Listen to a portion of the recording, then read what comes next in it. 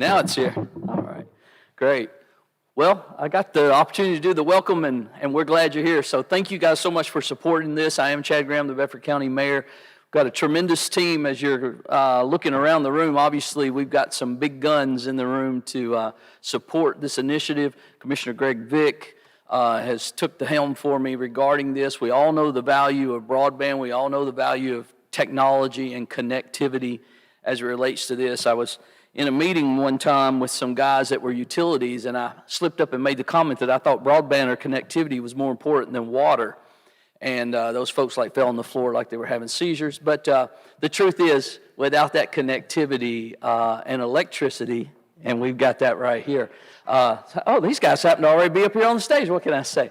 There's no question that who and what we want to be lies with these two components being front and center, and Commissioner Greg Vick has stepped up to do everything in our power to make sure Bedford meets those standards.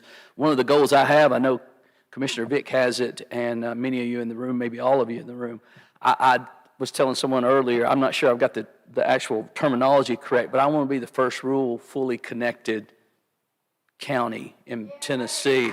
So the amazing thing I think that does for us is really opens the door for us and lets us be who or whatever we want to be if we're able to do that. And so I'm grateful to all the team that's here today regarding this. We got some additional people going to be in today. Greg's going to introduce everybody because I'll get that wrong if I don't read from a script, and he has it and knows what it would be. But we're thankful to all of you for being here. Welcome to Bedford. If you're not from Bedford, we'd love to have you come here. As I like to say, pull on the wagon, don't get over in it. So if you got any friends looking for a place that can, like Bedford, we're looking for folks, but we need people that can support the community and come and be a part of making Bedford better. So thank you guys so much for being here today. Thank you, Mr. Mayor, and thank you for all the support you've given us with our broadband program. Our county commission members here, Commissioner Pinson, Commissioner Boutwell, have been so instrumental in getting our funding to promote this program. We are in the Broadband Accelerant Program. We were one of 4 communities selected across the state to be part of this 15-week, 2-hour per week commitment. We have our broadband consultants here. They're going to come up here at the end and talk for a few moments about the program. But everyone that's a member of our broadband committee, raise your hand out there. Great. Thank you. Thank you for your commitment, and thank you for everything you're doing for us. So this is a big commitment here. So we've broken this into 3 panels. And we asked Senator Reeves to come in for us. He said he will be here at 10:45, and he told me that early on, so he will come rolling in here on 2 wheels in a little while. And we've invited Taylor Beatty, who is the broadband director for ECD, to be a part. And also, Tracy Strassner is co-chairing this program with me. And so, Tracy, thank you for everything you're doing. And she's going to be running the clicker here on the slides here. And she's going to come up when we conclude this and make the closing remarks. So thank you, Tracy, for everything you're doing to help us on this. So our first category here we want to talk about is where are we with broadband in Tennessee? And I'd like to start with Scott Spence, who is the President and Executive Director for our local cooperative, Duck River Membership Electrical Cooperative. And will you just kind of give us a brief background on what you guys are doing, where you stand on our broadband program? So first of all, thank you. It is very exciting today to meet everybody, talk about these things, and you think about being a broadband connected community. It is very exciting for our future and everything that impacts. So Duck River Electric is excited to be a small part of this great effort. And so I'd like to give you a little bit of background on what Duck River is trying to do to support all the efforts being made by all the people in the room and other people that are on the way and en route. So years ago, Duck River Electric began building a dark fiber ring, 386 miles around our service territory, in the hopes to support internet service providers as they're attempting to bring broadband into our area. That's one of the things we began doing, realizing as we looked at the challenge, it was too big just for us alone to bear. I think a lot of challenges in life, if you think about it, great accomplishments, great transitions are often larger than any individual, than any organization that's participating. And we looked at this similarly to that and go, we're a large utility, but this problem is too big for us to tackle alone. So we've viewed this as partnerships from the beginning. We're bringing 6,400 miles of distribution line to our system to these internet service providers. That's enough to go from here to Alaska and back. That's on over 100,000 poles that we're hoping will help serve as a foundation for a lot of the broadband expansion that you're going to be hearing about later on today. So these are some of the things we're bringing to the table. These are some of the things we can contribute. We can't solve the entire problem, but we're contributing what we can to help companies like United Communications do what they do best. So Duck River never thought it was something where we wanted to compete with others. Our goal was to help be a part of getting broadband to the rural parts of the communities we serve. And so we're very passionate about that. We're very excited about that. And as I sit here today with William Bradford, and we've been talking and working for a few years together, I'm very excited about the progress of that relationship and what that's going to do for our communities. So Duck River is excited to be a part of this. We're excited to contribute to the success, and we're very anxious for the discussions later today. So let me stop there before I get going too good. Right, that's great. William Bradford is the president and CEO of United Communications. Give us a little background on where you guys were involved and how you're assisted Bedford County and Tennessee in the broadband program. Great. Thanks, Greg. My name is William Bradford. I'm the CEO of United Communications. And United Communications, maybe just to take one step back, like Duck River, has been serving the community for about 75 years and formerly known as United Telephone Company. And so we have a history of, we were formed, by the local farmers and bankers 75 years ago to bring phone service to the areas that were left behind by the big bell companies, much like Duck River was founded to bring electricity to those areas that were lacking it. And so, really both of our histories go back to local citizens stepping up to fill a need and fill a gap. And we, back in the day, we got some U.S. Ag Department, RUS now, funding to put in the first telephone exchange in Unionville. It was one of the first exchanges to be put in Bedford County. And so a pretty neat history. And if you think about it, fast forward to 75 years, there's conferences in Bedford County to determine, how can we best get broadband to all the areas that have been left behind. And it's almost the same problem we both, our organization solved 75 years ago. So it makes a lot of sense that companies like us are stepping up to solve this problem. We've had a long history of serving Bedford County, and really just the northwestern corner of Bedford County has been some of the areas that we've served for 75 years. 4 or 5 years ago, leaders like Mayor Graham, Commissioner Vick approached us and said, listen, we think broadband is part of the economic vitality story for Bedford County, and we want to encourage folks to invest in broadband. And we had already been thinking about it, and it really makes sense when you can partner with county and municipal leadership, other local companies to do that. So it was a no-brainer for us to make Bedford County part of our story. United, Duck River Electric, and Middle Tennessee Electric, the electric cooperative serving the counties just north of here, have a joint initiative called Project Unite. And that initiative is to bring service to every unserved Middle Tennessean that lacks access to broadband today. To date, we've brought service to almost 20,000 homes and businesses that formerly have not had access to broadband. So we believe that we've brought service to more Tennesseans, more unserved Tennesseans than any other providers in the state of Tennessee to date, and we're just getting started, really.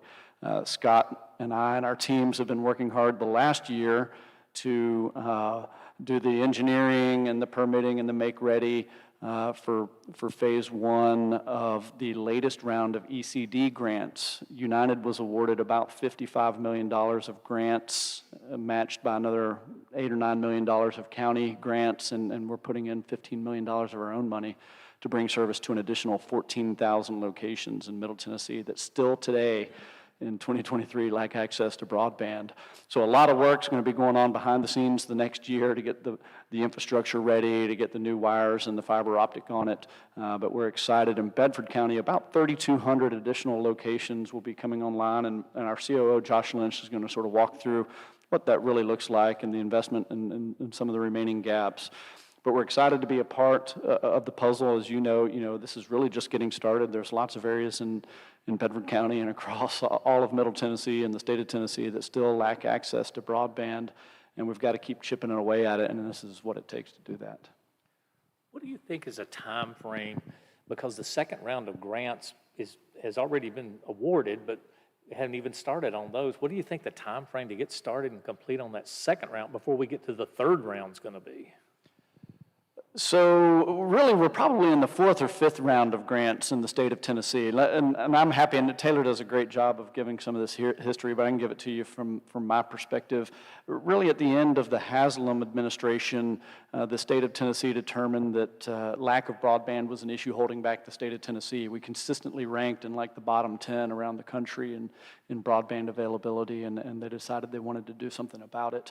And I like the way Tennessee, the state, approaches things, always very fiscally responsible, but they like to get rid of, the typical government barriers that make it hard to win grants and execute on them. And so they came up with a really thoughtful they passed the Broadband Accessibility Act, and that allowed electrics to, for the first time ever, to be part of the solution. And they put in $5 million into the fund. And we were doing backflips when that happened. That was a lot of money for rural broadband. No states had really done that, and nobody was doing it. And but the thing is, there was probably about at the time $2.5 billion of need to solve the problem in the state of Tennessee.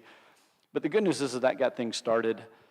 We did not win a grant under that first round, but won a grant in Eagleville under the second round, and did projects just north of here to bring internet to all of Eagleville. Fast forward to the third round, and we were a big winner, and that's going to bring a lot of funding to Bedford County. The state of Tennessee will be announcing a next round of grants with about $1 billion of availability, primarily funded from the federal government, to hopefully really, really solve a lot of the remaining locations that are left. And as y'all probably know, and you got some really smart consultants in here helping you, those last locations are the most expensive and the hardest to get to. They're literally the ends of the line everywhere, and the people that wouldn't have a chance of seeing broadband for decades if it weren't for these programs.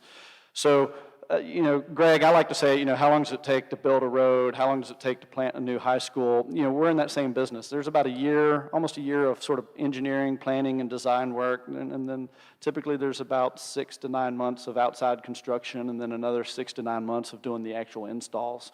So typically, the federal government, when they provide a grant, they typically give you 4 to 5 years to complete it. We sort of think it's under a federal program, a 3 to 4 year time window. The state program allows about 3 years, and we think that's about right at the sweet spot, especially when there's low administrative hurdles, to get through to get it done. So that's about the average. The good news is in every program we've participated in the state, we've been ahead of schedule and under budget, and that makes a big difference. And we expect, people will start seeing the trucks rolling here, later this year and early next year, and be asking, when can I get service? So that's about the average time, a little under 3 years, really, from planning to completion.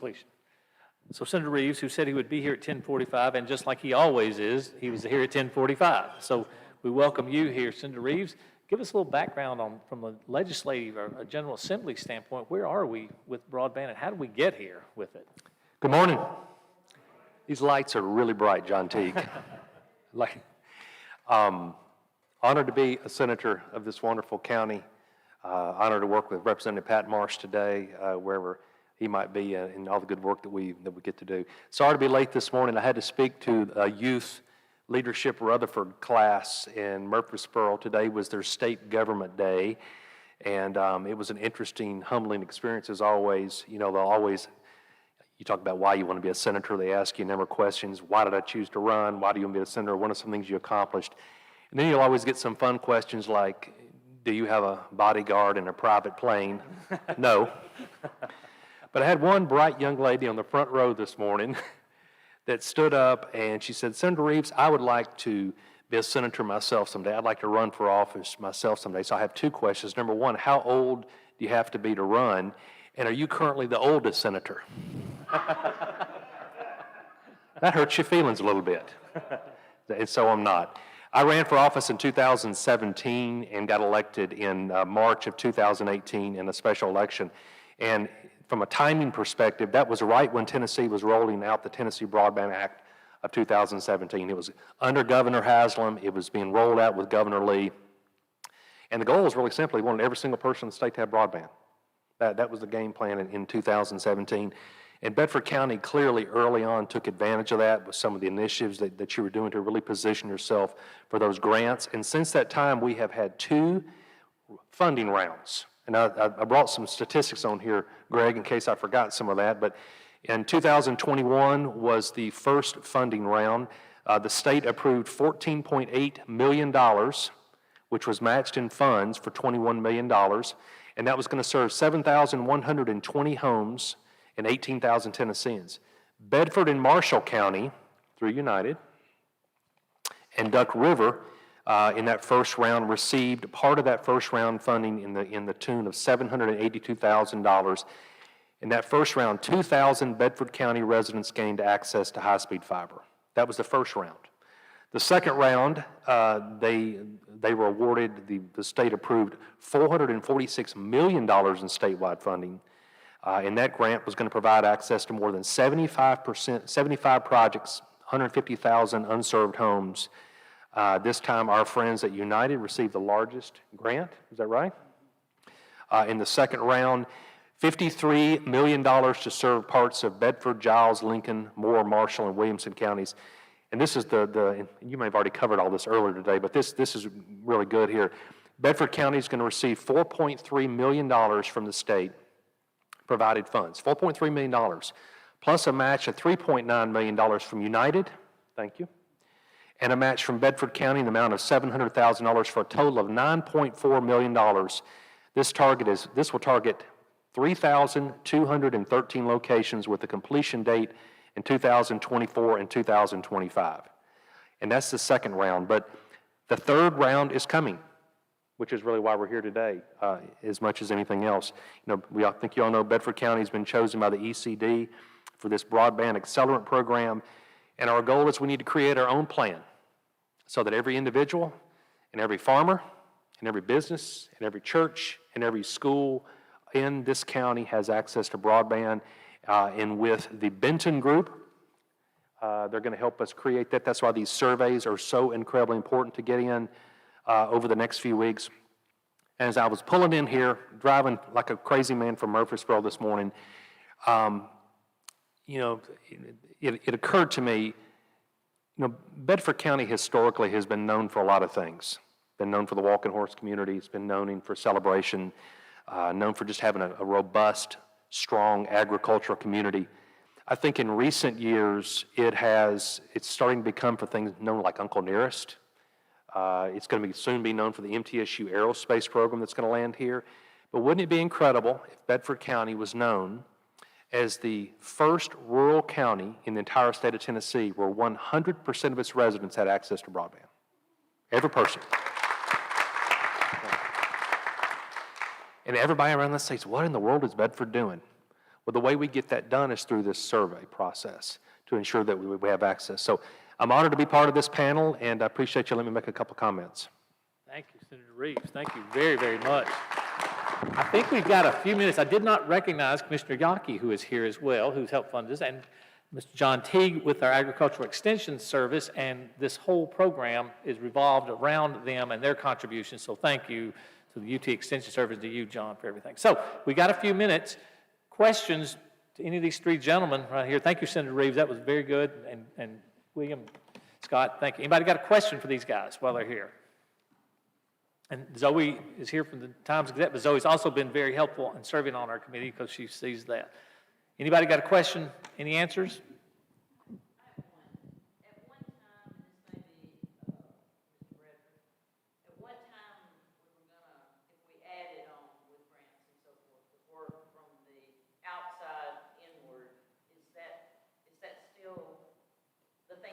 Commissioner Yockey's question is working from the outside to the inside. That's how we sort of describe our investment philosophy. A lot of the big public companies, they go where the density is, right? Our cost per foot's the same. So if you have one customer a mile, or if you have 100 customers a mile, that mile costs you roughly the same. And so that's why you see a lot of the public companies, they're focused on those areas they can get the density, and that's sort of an inside-out approach. We've had the opposite, right? We talked about the DNA of Duck River and United. Our philosophy is, we were formed to serve the rural unserved areas, so we do have an outside-in approach. That being said, we've recognized early on that the county seats need fiber just as much to thrive as the rural areas that have been left behind. And they might not be unserved, and grants might not be eligible to serve those areas. And Josh Lynch, our COO, is going to talk a little bit about that. But we've made a commitment also in the counties where we're building rural internet that we want to make sure that internet connects into town, right? That you've got that connectivity into the into town. If people run their businesses, they have, the internet's more than just surfing and streaming. It's having interconnection to the data centers and the cloud that provides all the services, Microsoft's and things like that. So simultaneously, we are making significant investments in the county seats and making sure that they prosper at the same level as the rural areas. So that's really important to us in that regard. But good question. The focus has continued to see the rural areas get access to services, our priority for our own very limited funds. Well, can you guys stick around afterwards if you're available? I know you've got to run, but if you're available, we're going to bring our next group up. Thank you very much. I appreciate the time. Hey, Greg, let me just say one thing. I'm so proud of what y'all are doing here from a community support standpoint. If you think about what it took to get this last round of grants that Senator Reeves talked about, Scott Spence and I were making the rounds to the county commission meetings and to local businesses really trying to get support for these. And the state designed a program that gives bonus points for community support. And that's why we've been so successful in Bedford County to date, is we've had a lot of support. Senator Reeves has written many, many letters for us and brought other constituents to write letters. Many of y'all in this room, Scott and his team similarly. And so we've really encouraged that kind of local support, because that's what differentiates us from the other counties and will let us achieve that goal of getting everybody served. So thank you to the folks around this table and everybody in this room. Great, thank you. Our next group is going to be, we're going to talk about why do we need high-speed broadband in Bedford County. So I'm going to ask them to come up now. Dr. Tammy Garrett, Dr. John Boutwell, Kelly North, Joel Pena, Stephanie Isaacs from the City of Shelbyville, Lisa Carden with the Community Clinic, and John Teague with the University of Tennessee Extension Service. Thanks, man. Thanks, dude. Good work on that.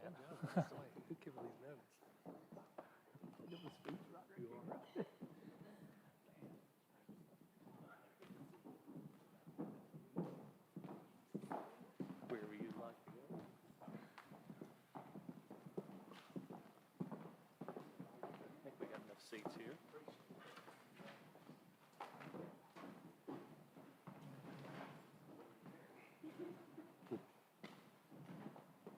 We good? Okay. All right, let's talk for just a minute about why do we need high-speed broadband in Bedford County? And we've gotten people who actually have groups and some ideas and concepts behind that. So let's Lisa, can you kick us off here? And let's just talk about the community clinic, which does such a great job here. Hold the button down there and speak. So Lisa, you'll go first, please.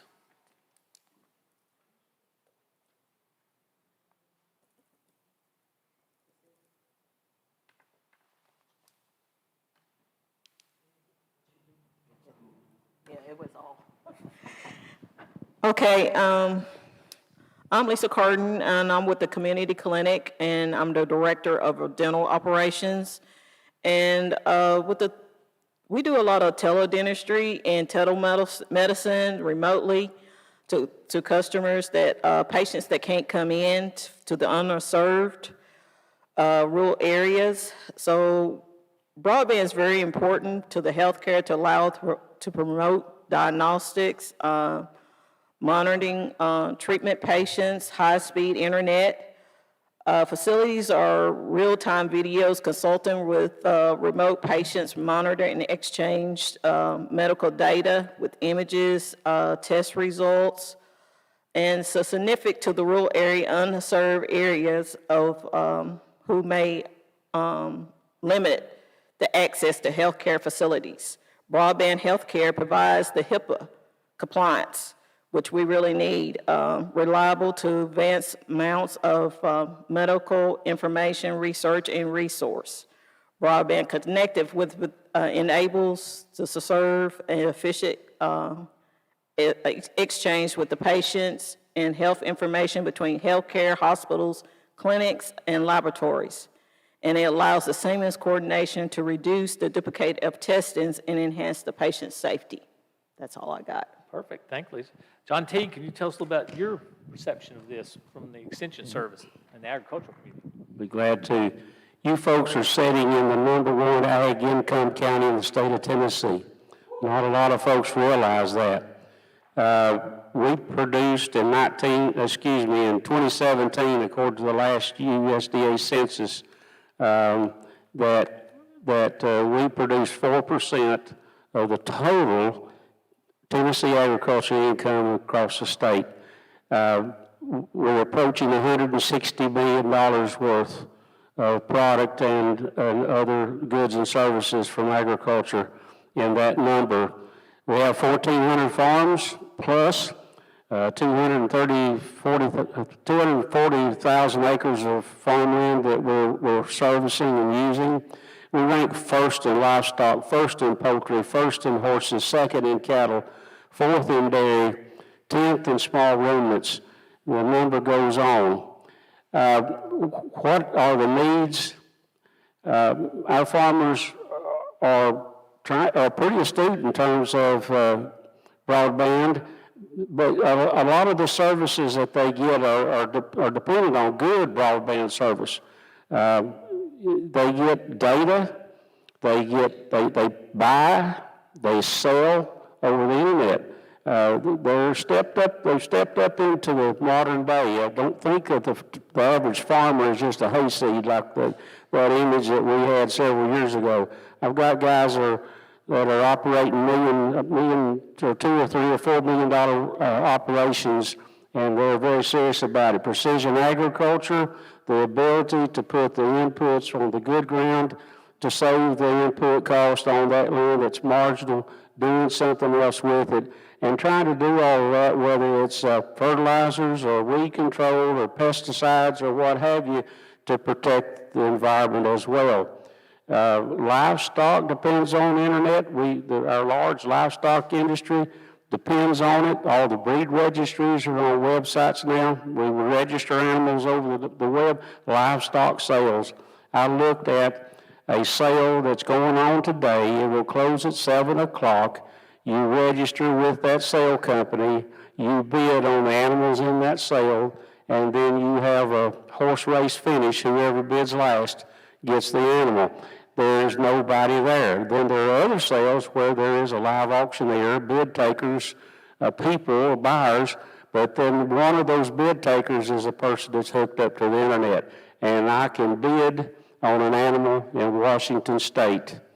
Commercial folks take part in what we call the video sales, and the animals are still on the farm, and they may be exposed to 30 or 40 or 50 buyers from the feedlot areas all over the internet. So it's really important. In terms of marketing data, production data, the list goes on. Financial management, educational opportunities. During the pandemic, we went virtual, we went online with all of our master beef producer classes, master small ruminants, master farm managers, master beginning farmers, master commercial poultry programs that help these folks take part in the Ag Enhancement Program with Tennessee Department of Ag.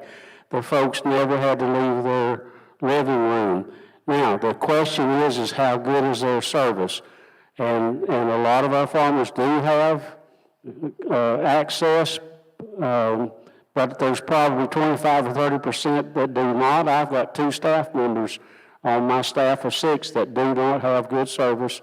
They don't have service, period, at their home, and they make up for it with cell connections. One quick thing. How important is this? Folks, the old saying is you might need a preacher one day a week or once in a while. You may need a doctor every once in a while, but think about this. 3 times a day, you need a farmer. And all of the folks that are sitting up here, all due respect, if people are starving and hungry, they're not going to learn. They don't have access to health care that they need, nor any of these other things that with business and what have you. Their number one concern is how are we going to eat? And the United Nations says that by 2050, we will go up to 9,700,000,000. Excuse me, 9,700,000,000 people. We got to take care of them. Thank you, Mr. T. Great work.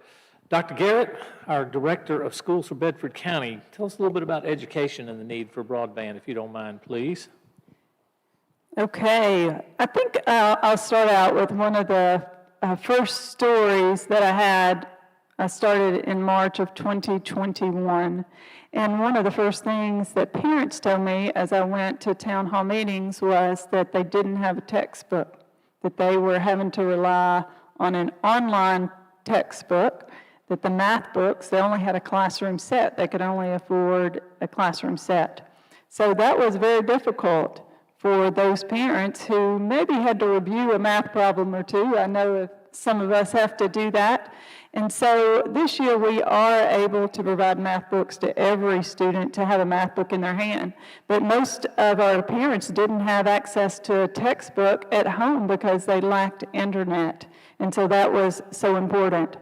Also, most of the testing that we do now, especially middle school and high school, they test online, and that information goes directly to the state. So we have over 10,000 students every day.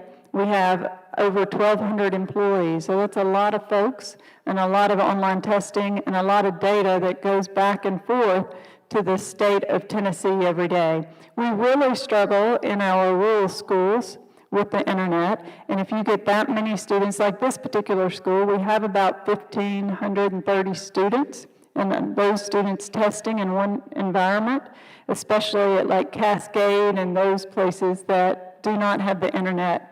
The other thing that we have access to through the state, we have programs called Lexia.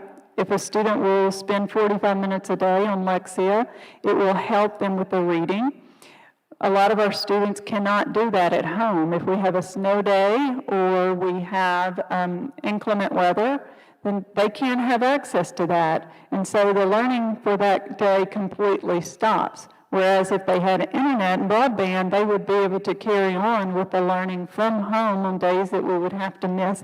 And also in the evenings, instead of doing the homework, they could put their time in a research-based program. And if they don't have internet, they cannot do that. Communication is a key factor in schools. Most of our report cards now are online. The parents have access to see what their student is missing.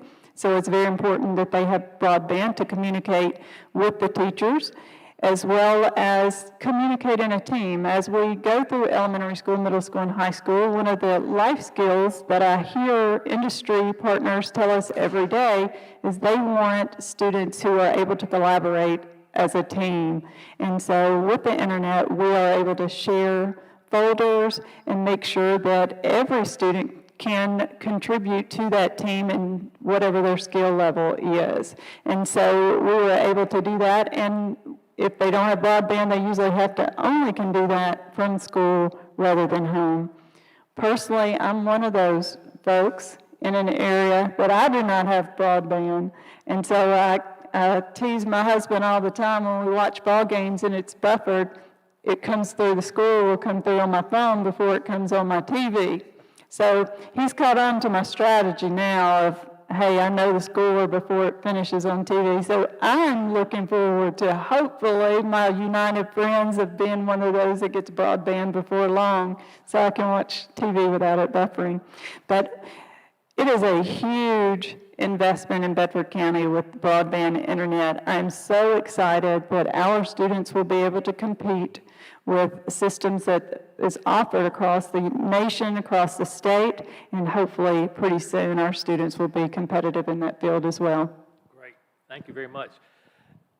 Dr. John Boutwell is always our go-to think guy, and we were listening to some comments about how the broadband, lack of broadband, had an economic impact, and he said, you know, it probably has an educational impact. And so he went to work and has got a little quick presentation to show us about how an educational impact because of lack of broadband. All right, Tracy, do you have the clicker?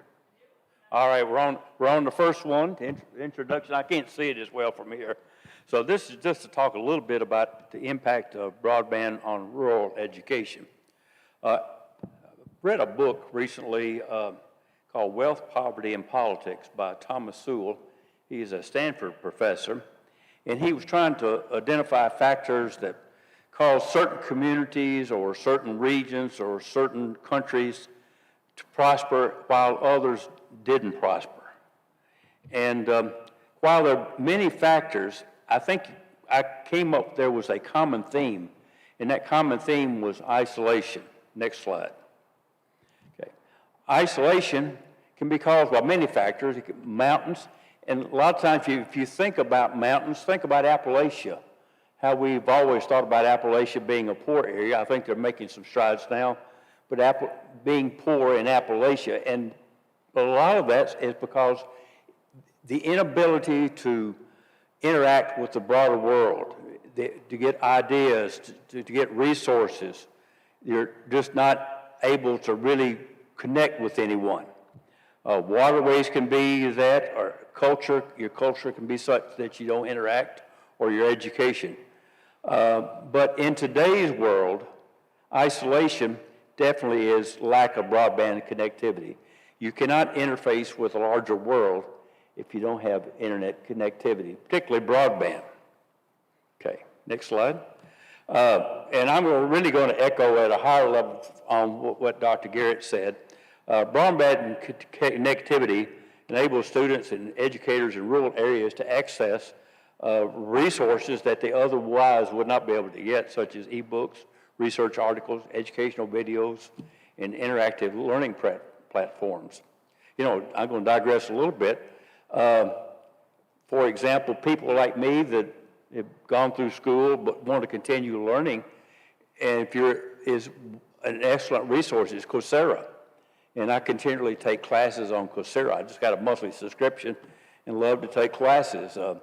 Without broadband internet, that would not be possible.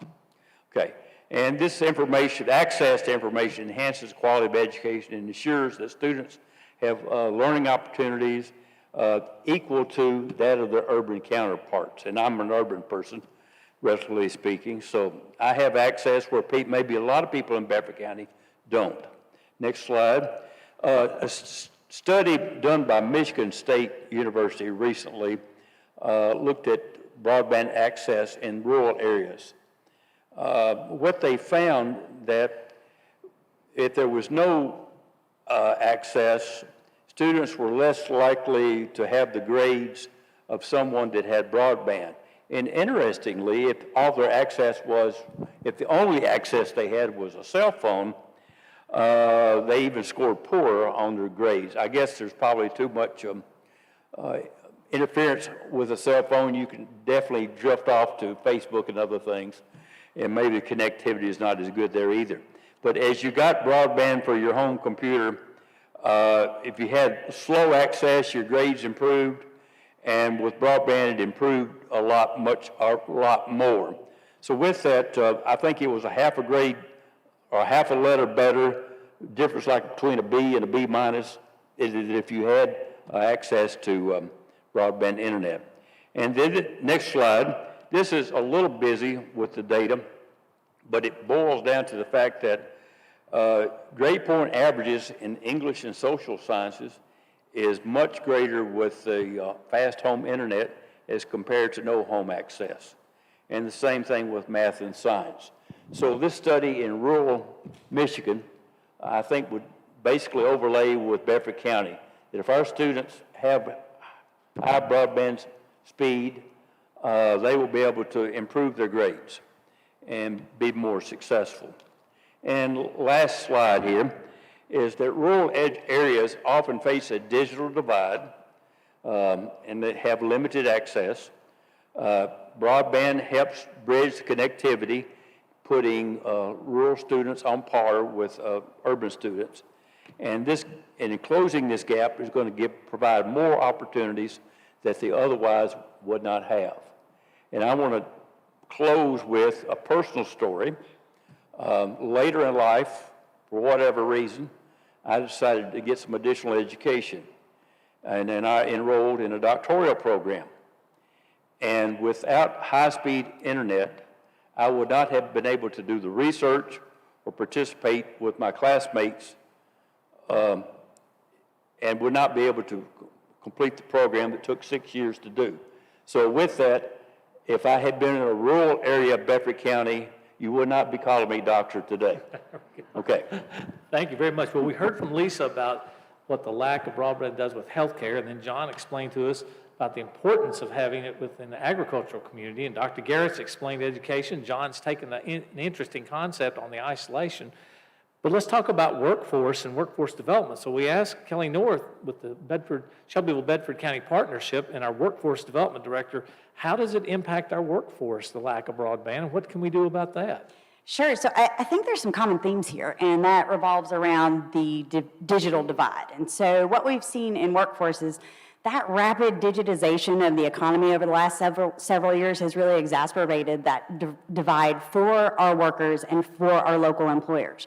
There's no denying that the pandemic drastically changed how we work and the way that we do business. And so it accelerated existing trends in remote working and e-commerce, but it also highlighted what the workforce was lacking in technology skills and digital resilience. And so the need to build access to that emerging digital economy, particularly in rural communities, only made that divide worse. So from a workforce development perspective, broadband access really is a tool that eliminates barriers to gainful employment for our residents. It also provides access to an expanded talent pool for our employers. Job seekers use the internet for a myriad of reasons, employment opportunities, services. All state of Tennessee employment services are now done online. So if, let's say, a Bedford Countyman was to lose their job and needed to file for unemployment, they would have to do that electronically. There's nowhere that they can go and sit down and file a claim in a way that they would before. 60 to 70% of all active job postings are online now. So job seekers, they search for information on companies, they communicate with potential employers, all online. And so broadband availability also provides our workers with a channel to learn new skills for career advancement and earn high-wage employment. So to kind of give you an example of how that barrier gets broken down through broadband, let's take a mother who has young children at home, wants to re-enter the workforce, but she can't afford childcare. Access to adequate broadband infrastructure and services would allow her to re-enter the workforce via remote work, effectively eliminating that barrier to employment, to childcare. So, our employers also feel the impact of broadband availability. Adequate access for them creates opportunities for growth. They have an easier time bringing products to market. It increases their access to new market. And from an employee perspective, it allows their employees to work from any location. Workforce is a challenge for every company. Finding the right people with the right skills in the right place at the right time it is a challenge. And so when you can expand that access to a wider talent pool through remote work, then it allows our employers to hire the employees they need to continue to thrive and sustain in a global economy. And so I think what we've learned, especially in the last few years, is that broadband is a driver to both economic growth and workforce development, making it increasingly critical for us to kind of bridge that gap from divide to equity and ensure that our residents have the resources in some capacity that they need to be able to participate in the economy. Kelly, great point. Thanks. That is a critical component that we have to have with our workforce development there. Another topic we've talked about, and we're going to ask Joel Pena is inclusiveness, and why is it important everyone be a part of this and no one to be excluded? So a big point of I think having the broadband available for everybody is not only for the farmers, not only for the clinics or workforce or schools, but as a family, you got to look at a resident here in Bedford County. Say he's got kids, goes to the public school, farmers. They need to be able to find their work. I think having the broadband really helps simplify the life of many of them. And as I mentioned earlier, we have MTSU coming in. We have large factories coming in with more workforce. All that simplifies and it draws more people into the county. They view the county and they think everything is simpler because we have broadband. It's easy to find easier for them to find workforce here, easier for them to find clinical help, easier for them to send their students to school if they have different schools. If not, they want to go homeschooling, they'll have to have broadband for that. It just simplifies the life of any resident here in Bedford County. Well, that's a great point, because I think it all wraps together. John was talking about the poultry farming, and Dr. Garrett with our Hispanic community in schools, and Lisa with the healthcare. So it all comes in there together as one big, huge need that we have to have it. So that brings us to our last speaker. Stephanie Isaacs is a member of the Shelbyville City Council. From a city's perspective, how do you? Yes, like Greg said, my name is Stephanie Isaacs. I'm with the Shelbyville City Council. It's good to be here with everyone today representing the people of our town. The citizens of Shelbyville and Bedford County deserve to have their needs met. And in order for that to happen, we have to be up to speed with the rest of the bigger towns and cities when it comes to broadband and internet access. Broadband is an essential utility now that we should be providing for everybody. It affects how the city runs and operates, from the police department to the fire department, to how our staff operates City Hall and conducts business with our citizens. It affects how our neighbors apply for jobs or apply for resources for their families. I remember during COVID, when folks needed rental assistance, they were being evicted because they couldn't apply for help because it was all online. This is why it's so important for us to talk about how we can get there. Thanks, y'all.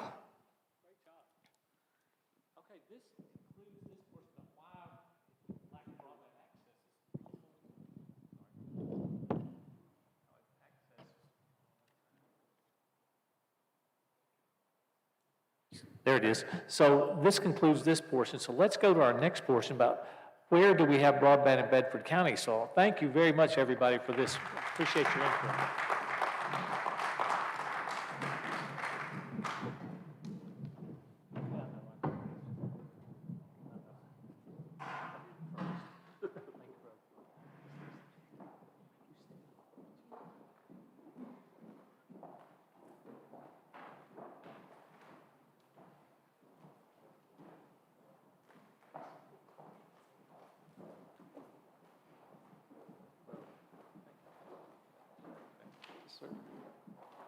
We kind of want to talk to these guys about where are we and what do we have? Where is our broadband coverage in Bedford County? Where do we see it a need for? How do we get there?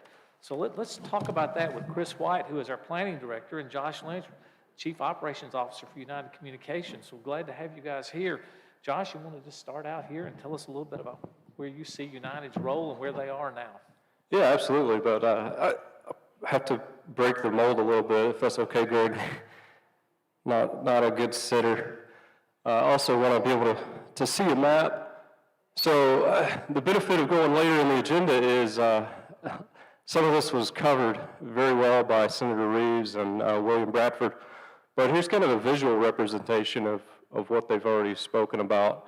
You know, as mentioned, United has been serving the community for 75 years, and over the last 75 years, we've worked hard to initially bring phone service and now fiber internet. So as you can see here, by the end of this year, we'll have about 10,000 locations in Bedford County served with fiber broadband. And that represents, you know, somewhere around 30,000 people. You know, so again, that's 10,000 locations. So a significant portion of the county does have access to fiber. Let's see, you can go back.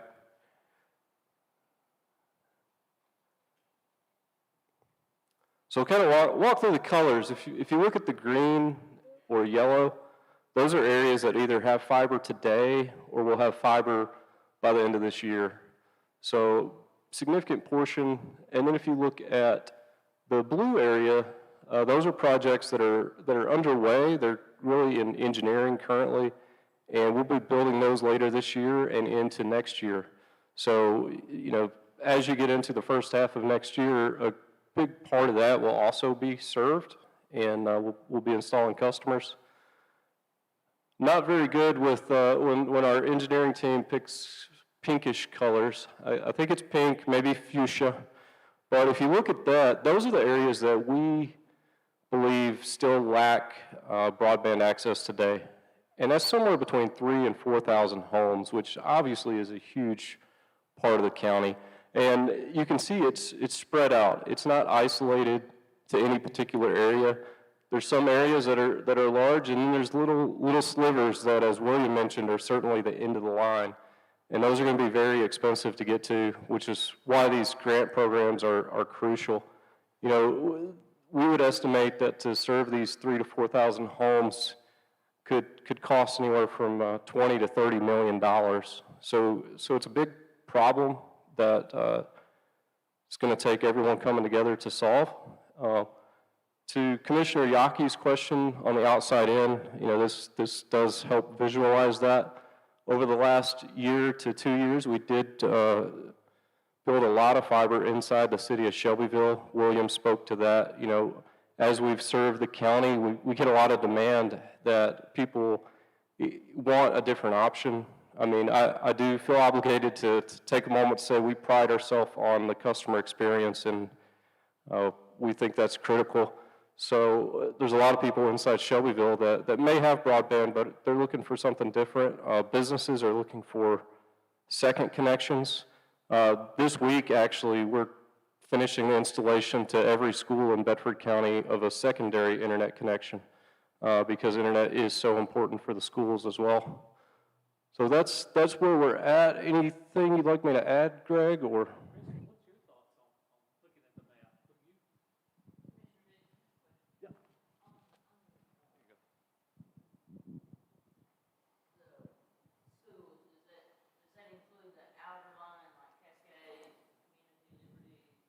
It does. It does. So we've already completed the fiber to the schools and a lot of the homes along the way. So anytime we build fiber to a large institution such as a school, we connect all the homes along the way. So over the next few weeks, we'll be turning up homes along Highway 82, out to Bell Buckle, down to Cascade, and other areas that very similar. So those are areas that don't have broadband today, but over the next few weeks will have access. I believe that's correct, but I'm sure someone in the room could probably answer that. It's 16 or 17 schools. Chris, what's your view on growth, and looking at this map, where do you see our growth areas and how they coincide with the plan that we have so far? Well, it's important to note that one of the things I did was of late, I did it again back in 2021, was I wanted to kind of understand where the growth was occurring. And, you know, if we break it down, if we look at, say, a Bedford County map that has, you know, voting districts in it, it doesn't give us a whole lot of information because our districts are so large. So what I did is I used data from the 911 center with their ESN districts, ESN numbers. And as it breaks it down into a little smaller geographical areas, just trying to get a handle on where the growth was occurring so we can manage that. We can, again, with broadband coverage, you know, literally every infrastructure, all those things. So, you know, broadband really is just a matter of economics. And we've talked about that a lot today. Economics from the point of view of the developer, the providers, and, you know, it was said earlier today that, you know, this is really about the last mile. This is, that's the expensive part. And so if the economics are not there, if the customers are not there, these customers would never be served in decades without these grants, without these grant funding. So it's very important. It's also, the economic aspect is also about the equity issue. And that is, we've got people who are served, you know, especially people here in Shelbyville, but can't afford it. And so the proliferation of it, the amount of different providers that are coming into the area also affect the price. Also, there are there's some funding opportunities that we've learned about through this Accelerate program, that we're putting the information out there to let people know that that there's some opportunities for people who need financial a lift up, a leg up, I guess you could say. And so it's an equity issue. Again, it all revolves around economics. And so when we kind of break down the area of the counties, the areas that are experiencing the highest amount of growth, we're looking at essentially the city of Shelbyville, obviously, but with the countywide, the northeast corridor is a hot spot, but our hottest spot is really the northwest corridor, all along the Williamson, Rutherford, Marshall County area. And then below that, second to that, is going to be the west, our west, which is a surprise. It was a surprise to me to see that. Flat Creek is a hot spot. And even though you could Google it, you could do some research online, and you could say it'll tell you that Bedford County has 91.5% broadband coverage. Well, what does that really mean? Is it broadband coverage that is effective? Is it reliable? Or is it one guy on the top of a hill in Flat Creek that has access to a tower and in an entire census district of it, which is a square mile, and really nobody else, because really, literally one person in a square mile gets you on the map. And the whole reason why we're here today, the whole reason I'm here today, is really about the map. And we really want to improve the quality of the map because of what I just said. If one person in a census district has reliable and decent broadband coverage, then it's deemed, that entire census district is deemed to have coverage, when that is just not a reality. And so that's why the assessment that we're doing, the survey that we're doing is so important, is because we really want to get an accurate map. And why do we want an accurate map? It's because, we talked about the economics of it. This whole entire situation is based on economics. Well, if the census district is covered on that map, then the funds are not available for that area. So if we can't get funds, if we can't get grant funds, then we can't serve that last mile, because it's just too much money. It's more than we can expect from our providers. And so So we're looking now at this third round of grants, or this upcoming wave, and what is it, Josh? It's like 85 million? Is that what the state was looking at, or is it? So there's several programs, but the largest program we would estimate to be in the $800 million range. So it's going to significantly impact broadband availability in the state, go a long way to solving it. So that should be coming out later this year, more details on that program. And with that 800 million, that's what the ECD program that we're in, the Accelerate program, is letting communities build their own plan. And we've talked about that, which alludes to what Chris was saying about the census tracts don't give you a clear definition, because that one person has it, that whole census tract is eliminated. But if we can develop our plan, take this map, find those rural areas, find those areas that don't have access, would never get access unless they had grant money available to them, that's kind of where we're trying to go. Yeah, the map is key, and Chris is exactly right on how the programs have always worked. They're looking to make adjustments. They're testing maps now that are location-based, but it's a new system and it's going to need a lot of input. So the more information we have from the community, the better we can do to identify any areas that the maps are missing or challenge areas. The map can go either way. So the more information we have, the better we can do to work together to put in applications to make sure that we get Bedford County the share of this significant amount of money. The last thing we want is for this money to go out and us to not solve this problem. So we need help from the community to get this done.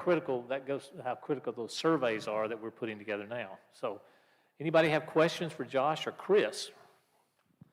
If not, then we will go to ask our broadband consultants, Bill Coleman and Adriana Furness, to come up and say a few words, and then Tracy's going to wrap it up for us. Thank you, guys. Great job. Thank you.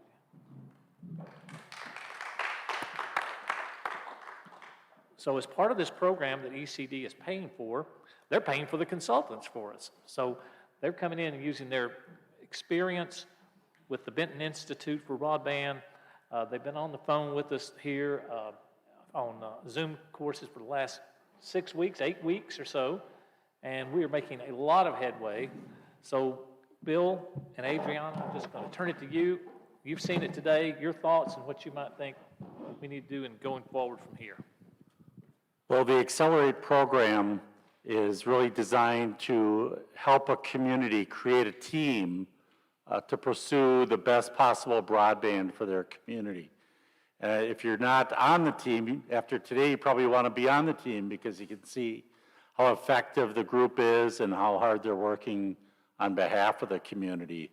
And so we want that community team then to have quality information, the maps, the surveys, the provider interviews that the communities are all undertaking so they can really understand their situation, the current situation plus the opportunities for the future.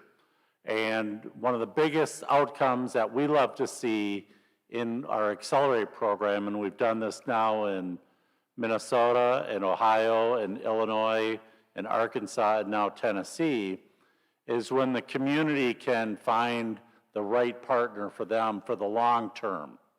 I tell people that this is not a prom date, that this is a marriage. And so it's a long-term relationship between a community and a provider.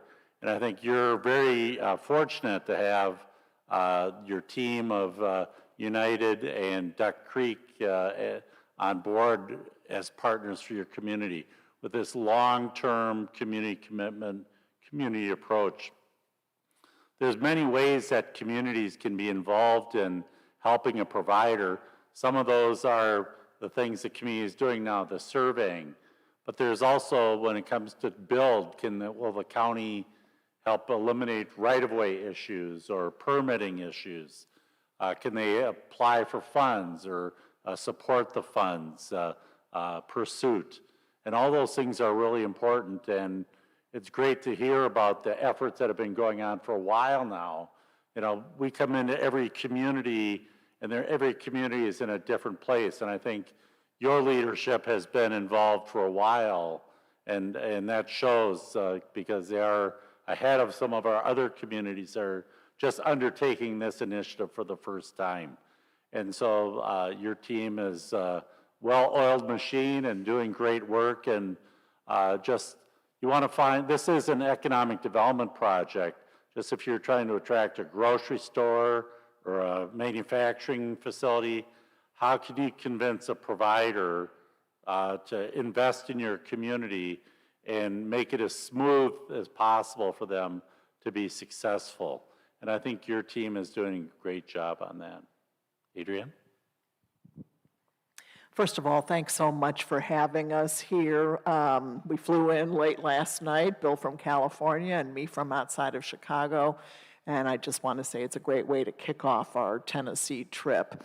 Bill doesn't give himself enough credit, but it was Bill who came up with this program and implemented it in the state of Minnesota. And then Bill and I got to know each other on a board that distributes low-cost refurbished computers to low-income people. And we met through that board. I heard about what Bill was doing in Minnesota, and I said, I want to take this into some other places, including our home state of Illinois. So we've been now about 40 communities when we add up all of these places that we've worked.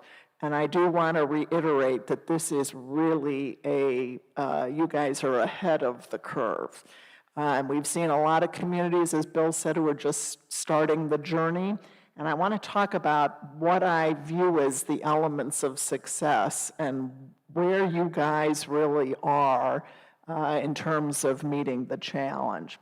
First of all, you heard that wonderful panel that really talked about broadband as the driver or the great enabler, is what I like to say. And you heard about the purpose that broadband can sort of move a community or a county forward. I do want to pick up on something that John Teague said, because we do a program in Illinois that's really focused around rural farming communities.